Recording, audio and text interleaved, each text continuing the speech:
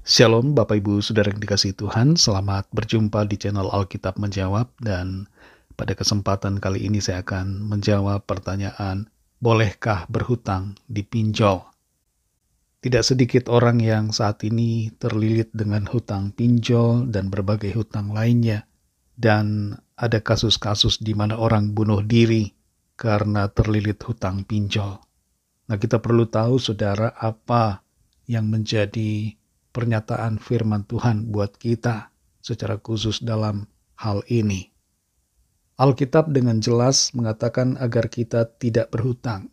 Jangan berhutang, saudara. Dalam Roma pasal 13 ayat 8 di situ dikatakan, janganlah kamu berhutang apa-apa kepada siapapun juga, tetapi hendaklah kamu saling mengasihi. Jadi jelas di sini bahwa Tuhan menghendaki agar kita tidak berhutang apapun kepada siapapun. Jangan karena terdesak kebutuhan kita cepat-cepat mengambil jalan pintas dengan meminjam atau berhutang. Tuhan punya rancangan buat kita untuk menjadikan kita kepala, bukan ekor.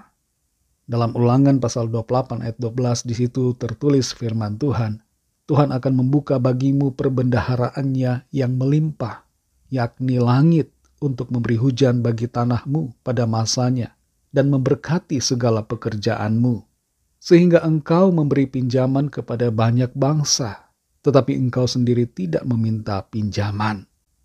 Jelas ada rancangan Tuhan yang baik buat kita, saudara. Tuhan tidak mau kita hidup dalam keadaan yang susah secara finansial, tapi Dia mau memberkati kita dan mau melimpahkan berkat-Nya buat kita sehingga kita tidak meminjam tapi memberikan pinjaman. Lewat situasi yang demikian nama Tuhan akan dipermuliakan. Dalam berbagai keadaan apapun di hidup kita, dalam segala aspek kita perlu mengandalkan Tuhan. Dalam Yeremia 17 ayat 7 dikatakan, diberkatilah orang yang mengandalkan Tuhan, yang menaruh harapannya pada Tuhan. Jadi kalau kita ada dalam situasi mendesak, ada kebutuhan yang harus kita penuhi, andalkan Tuhan, saudara. Jangan andalkan pinjol, jangan andalkan hutang, jangan andalkan kartu kredit dan sebagainya. Tapi andalkan Tuhan. Nah, apa yang harus kita lakukan, saudara? Apa yang sebaiknya kita ambil sebagai tindakan? Ketika kita ada kebutuhan, ketika kita memiliki keperluan mendesak, harus membayar sesuatu dan sebagainya. Yang pertama harus kita lakukan tentunya adalah berdoa. Sampaikan kepada Tuhan apa yang menjadi persoalan kita. Nyatakan permohonan kita kepadanya. Ada janji firman Tuhan bahwa ketika kita berdoa maka Tuhan akan menjawabnya buat kita. Tuhan sanggup menyediakan apa yang kita perlukan. Minta hikmat Tuhan untuk kita mengerti apa kehendak-Nya untuk kita lakukan. Hiduplah saudara dalam kesederhanaan. Jangan boros dan materialistis. Dalam kehidupan ini kita perlu memiliki gaya hidup yang sederhana. Tunda dulu untuk memenuhi keperluan atau keinginan kita. Kalau rencana pinjaman itu untuk keperluan yang konsumtif, misalnya membeli handphone, membeli mobil, membeli sepatu dan sebagainya, sebaiknya dipending dulu, saudara, alias ditunda dulu. Jangan beli barang ini dan itu karena ingin, apalagi mau pamer kepada orang lain. Kalau pinjaman itu dimaksudkan untuk investasi, juga sebaiknya ditunda dulu, saudara, sampai waktu yang lebih baik. Apalagi untuk investasi, sebaiknya itu berasal dari cadangan, dari tabungan, dan harusnya kita punya pekerjaan atau usaha untuk investasi apapun. Dan kita perlu, saudara, hati-hati dengan berbagai investasi yang ada. Investasi online dan sebagainya seringkali menipu dan memperdayai. Yang berikutnya, saudara, bekerjalah dan berusahalah untuk mendapatkan penghasilan agar kita dapat memenuhi kebutuhan sehari-hari dengan cara-cara yang baik tentunya dan berkenan kepada Tuhan.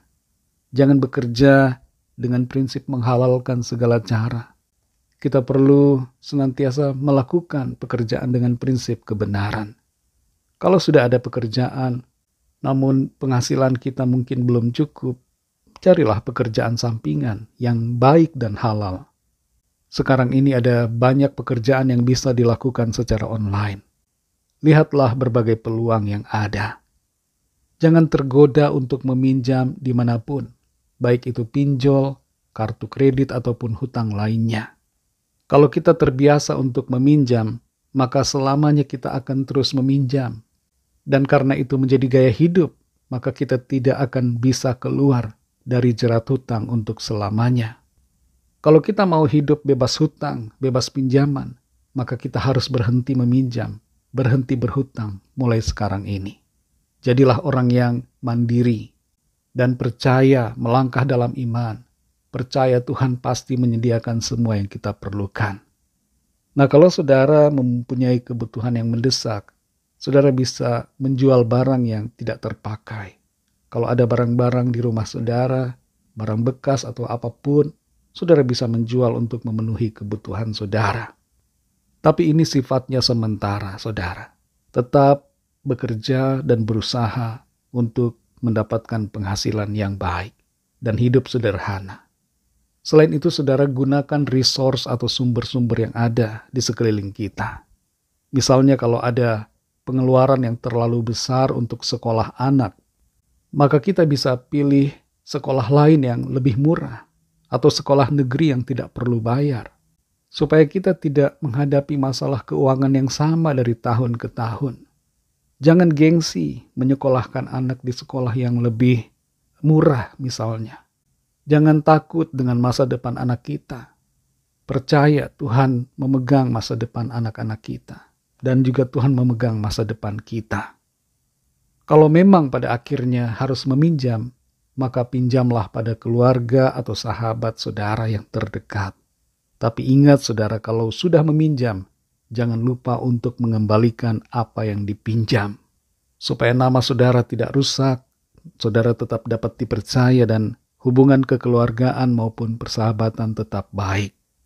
Jangan putuskan komunikasi dengan keluarga atau sahabat setelah meminjam.